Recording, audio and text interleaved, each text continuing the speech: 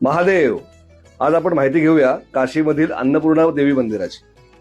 काशी नगरी इथे केवळ मोक्षाचीच नव्हे तर अन्नदानाचीही अनोखी परंपरा आहे आणि त्या परंपरेच्या केंद्रस्थानी आहे अन्नपूर्णा देवी. अन्नपूर्णा म्हणजेच अन्न देणारी माता. एकदा भगवान शंकरांनी पार्वतीला सांगितले की या जगातले सर्व काही भ्रम आहे, तसेच अन्न हे सुद्धा एक भ्रमच आहे. शंकरांचे ते म्हणणे न पटल्यामुळे पार्वती माता तिथून लुप्त होऊन निघून जातात.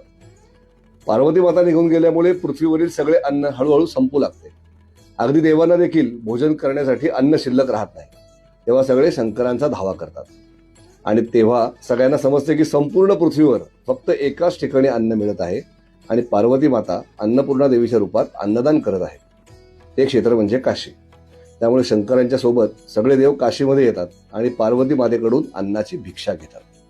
त्या दिवसापासून अन्न हेच पूर्ण ब्रह्म ही शिकवण आपल्याला मिळाली.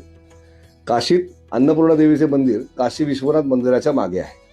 आजही इथे भाविकांना नित्य अन्नदान केले जाते, कारण देवीचे वरदानच असे आहे की तिच्या भक्ताला कधीही अन्नाची कमतरता भासू नये.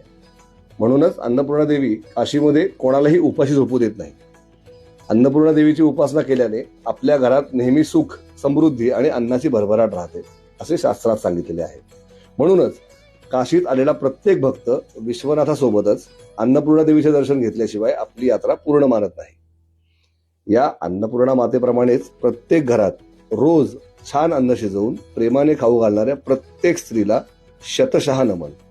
कमेंटमध्ये लिहा जय अन्नपूर्णा माता. अशाच माहितीपूर्ण व्हिडिओसाठी आम्हाला फेसबुक, इंस्टाग्राम आणि यूट्यूबवर नक्की फॉलो करा. धन्यवाद.